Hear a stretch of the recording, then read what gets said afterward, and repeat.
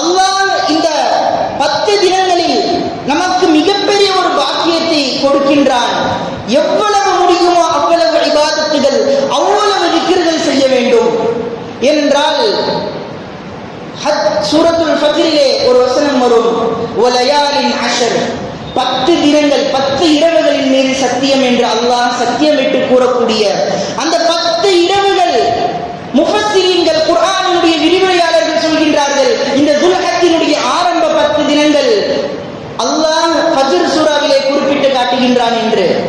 அப்படி சிறப்பிற்குரிய 10 தினங்கள் இந்த துல்ஹஜ் மாதத்தினுடைய 10 தினங்கள். இதிலே எவ்வளவு முடியுமோ அதிகமாக தல்பியா சொல்ல வேண்டும்.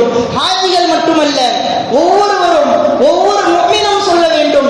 அதிகமாக திக்ர்கள் செய்ய வேண்டும். அதிகமாக தொழுகைகளில் அதிகமாக நோன்புகள் கூட நோக்க வேண்டும். நஃபிலான நோன்புகள் நோக்க வேண்டும். ஏனென்றால் எந்த தினங்களிலேயும் இப்படி ஒரு சிறப்பை நாம் காண முடியாது. ஆனால் இந்த 10 தினங்களில் அல்லாஹ் அவ்வளவு ஒரு சிறப்பை வைத்திருக்கின்றான்.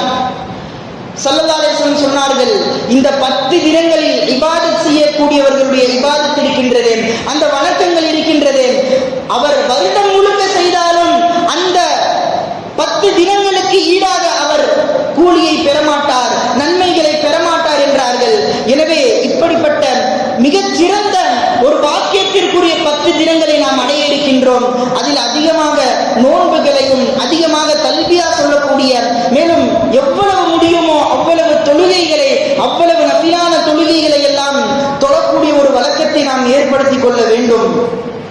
மேலும்